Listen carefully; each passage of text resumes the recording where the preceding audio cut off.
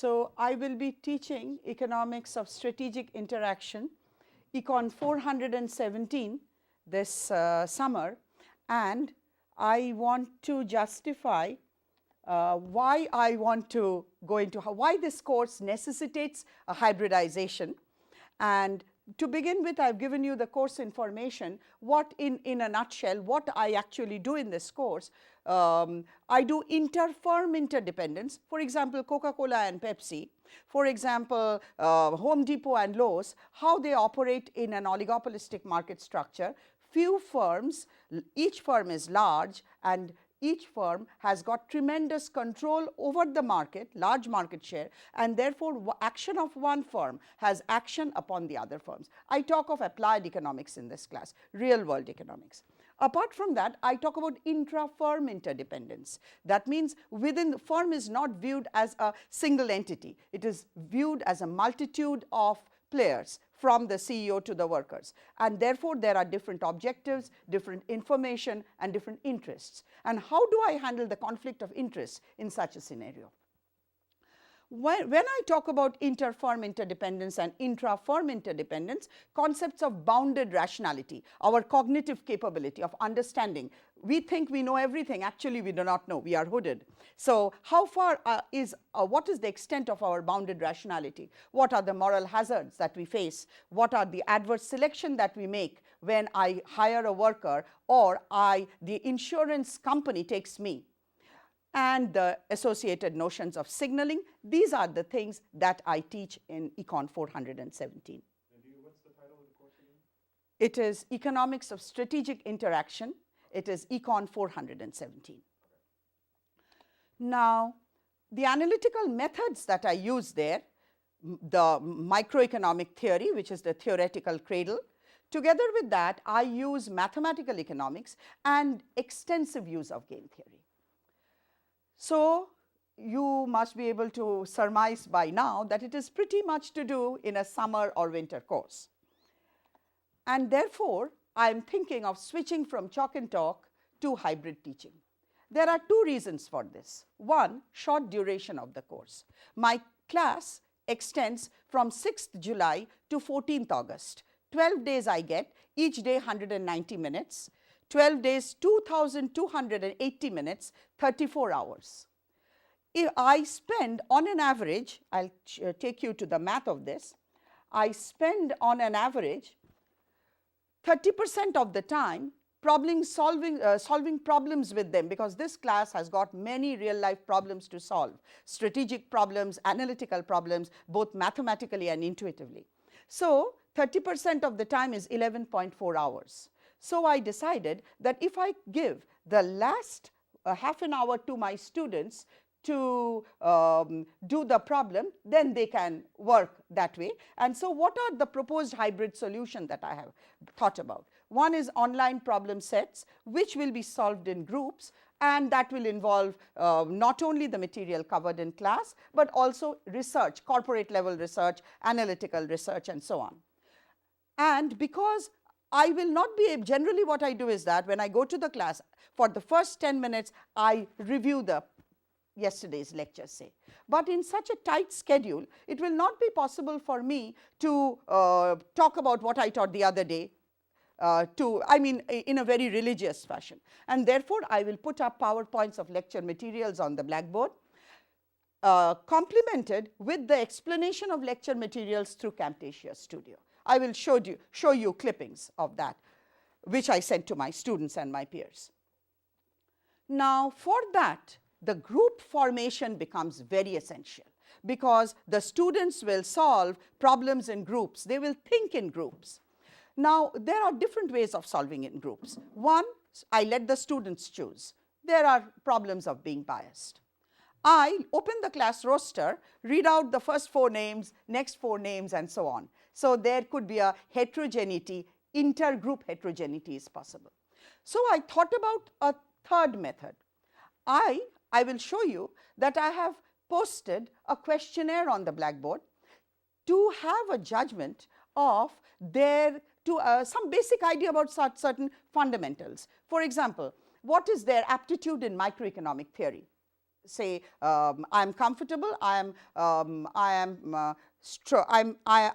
very comfortable, I am reasonably comfortable, I am barely comfortable, and I cannot judge myself. So, same with respect to math, command over English, because I find certain students who cannot comprehend the sentences, take a lot of time reading. In a 417 class, taking a lot of time to read a question is not affordable. And then the level of comfort in teamwork, that is also very important. Some people are standalone workers, not good team workers. And then I will manage the team group formation. I will make the groups, I mean equal number of students in each group. In each group, I will select I will put at least one student good in English, good in math, good in micro, and good in and likes teamwork. So that every group, I will try to minimize the heterogeneity, intergroup heterogeneity to the best of my ability, so that the groups are more or less homogeneous, so that the groups by themselves can supplement and complement what I teach in class. And when they will have questions, of course, I am there to help them. Now, and so I have done more on micro management, and I say that I decided I'm thinking of leaving them half an hour early every class. So there will be a change in venue, there will be a change of face, they will not have to see my face. There will be a collaborative effort, and so the classes will become fruitful. Being a veteran teacher, this is what I feel. And then this is my evaluation. Pardon me? Are we going to see the video? You will. You want to see the video? Just an example. Okay. Yeah. Okay. Before we get to the feedback about Okay. it. Okay. Okay. Thank you. Yeah, I just don't want to click on this one. Go over Okay, I will do the one I sent my students then, the big one. Yeah, the one.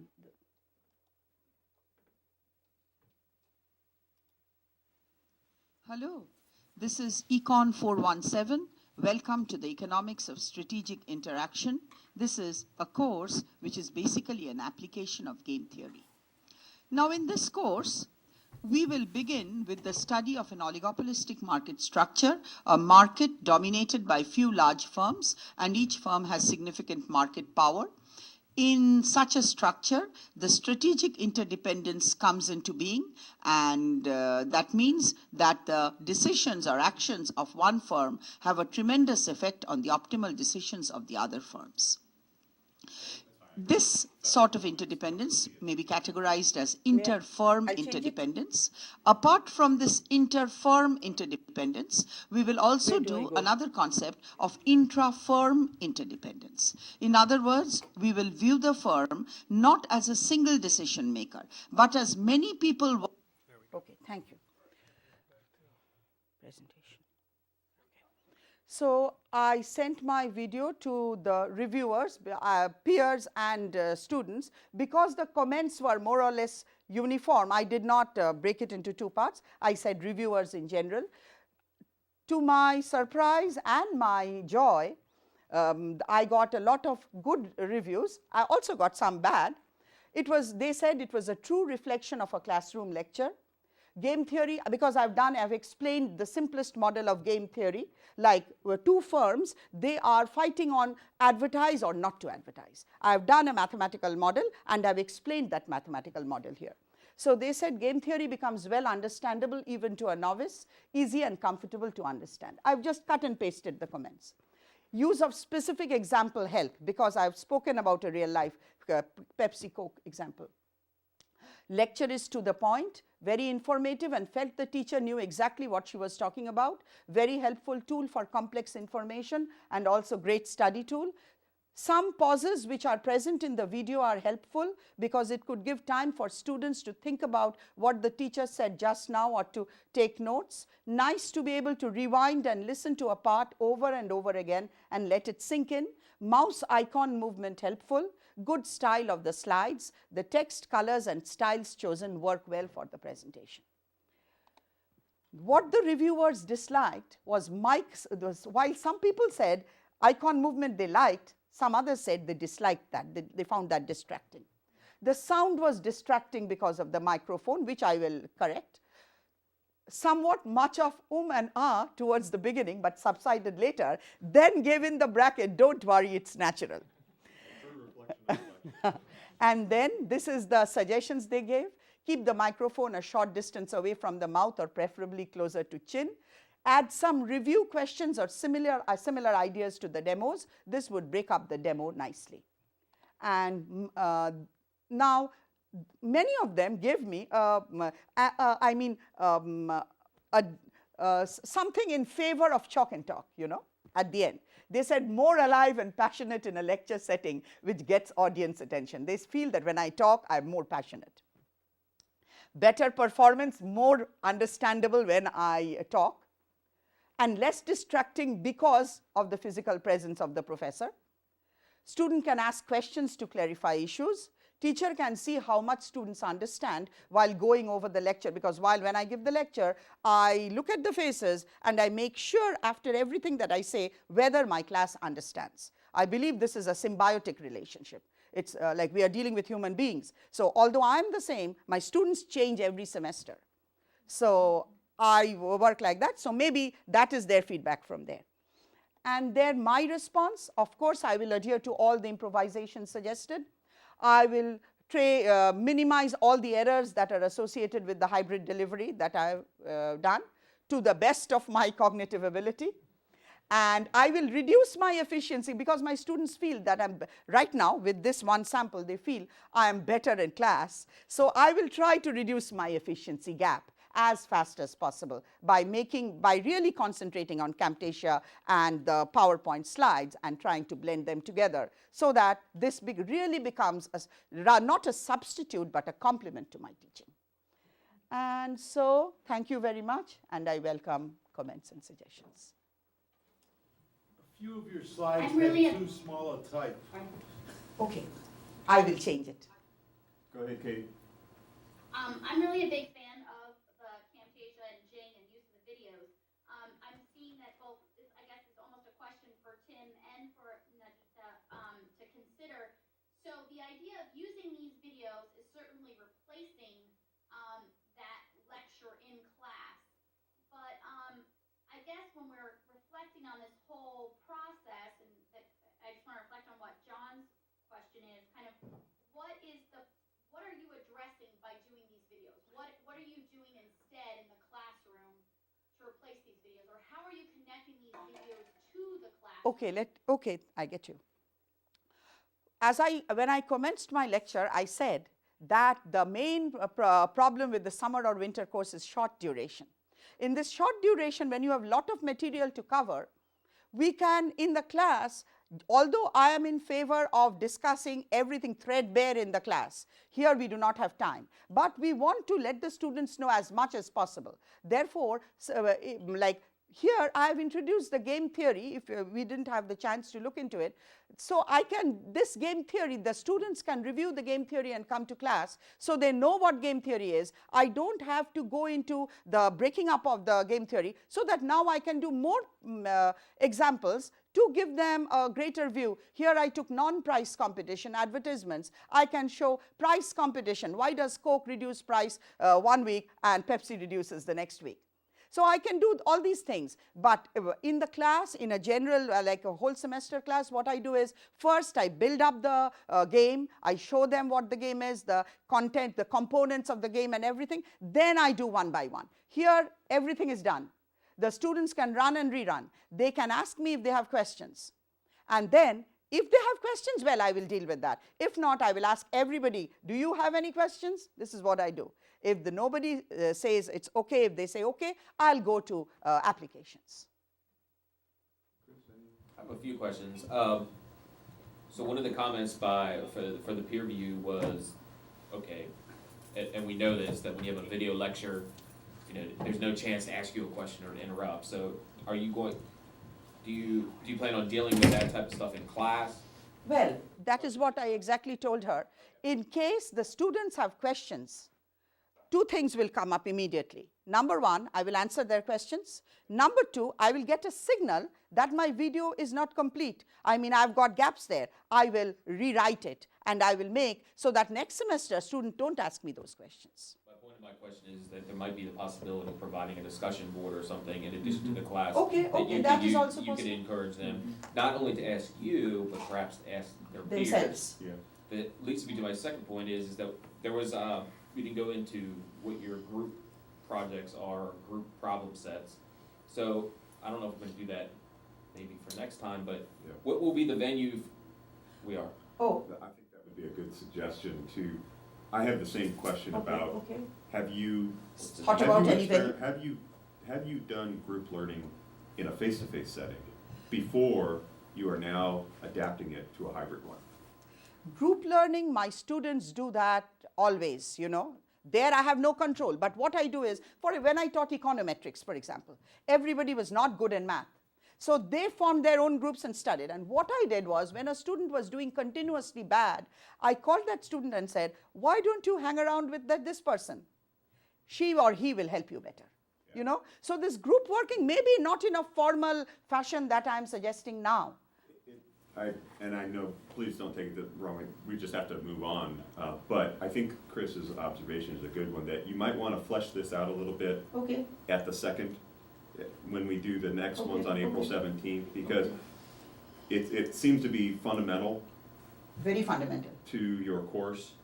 You've raised an issue here that I think you haven't fully addressed, and that is that people are telling you you are a better lecturer than what you come across in here. I had been honest to you. And that's fine, but I think you need to wrestle a little bit more On- with what compromises you are having to make and making a decision as to whether those compromises are worth it. That is why I have given this, I will have to identify. Now, when I say efficiency gap, this is a very broad concept. I will have to probe into what are the elements of efficiency. And of course, I want to be a competent teacher in hybrid as well. And I have no doubt that you will be. But those are the, it's not a right or wrong, it's what are you willing to trade off? I understand. And I would just like to hear a little bit more next time Sure. on the 17th Okay. on how you've come to terms with that, in terms of what you're gonna do and what the students are gonna do. So. Okay. Okay. So going, right now I am on the learning curve. Yeah. And of course, I will take care of that. I think you've got the screen captures, I think you'll get the Camtasia piece. What, how are they advancing the compromises you have to make to teach in a summer course? Okay. It's just something to think about for Okay, next time. okay, sure. I will, maybe I can also ask you sometimes Yeah, to, I mean, for we your can get feedback. together and talk between now and then, that'd be Okay, great. thank you so much. Yeah, good job. Any other question? Katie, did you have something? No? Yeah, Oh. I do have to get going, but I think I just want to comment on that, just to add to it. This is the part that I think I am struggling with right now, teaching 3 hybrid classes, that there is so much work that I put into Blackboard, and that whole, this is kind of it does put the ball in the student's court, and what do they take out of it, and how are we assessing what they're taking out of it? How are we monitoring that? Do we need to monitor? It almost leads to these questions that I think John's starting to kind of ask us right there, is that when we're putting this work into it, these video lectures or these assignments, what are they kind of taking out of it? I mean, there's the very responsible students that are doing all the work, following all the lectures, following all the readings, and then there's those that aren't. Now, those might be the same students that we're also seeing do the same things in the classroom, but I guess that whole connection, when you're not physically there with them, you can't tell what's missing, I guess. And so that's a good way to maybe set up some other avenues in Blackboard, whether it be through discussion board or some other quizzes or assessments or some other tools along the way to ensure that your students are kind of keeping up or following where you're going, Sure. instead of getting to the end of the semester and feeling like they failed at that point. No, I guess that, that's just one of my suggestions. okay, very good. Thank you, Katie. And my, indebtedness to you, because I used your your PowerPoint slides, the concepts from there. It was very enthusing. So thank you very much. Thank you. But one thing, that is why group formation is so important to me, so that the groups themselves and the problems that I will give them, I will grade those problems. So when I grade those problems, I immediately know whether they are working well. and I'm ultimately there as the caretaker. But I will need at least one semester to see the ex post returns of this course. On the 17th again when I will talk again just on the basis of my conception. Great. Thank Okay. you. Thank you.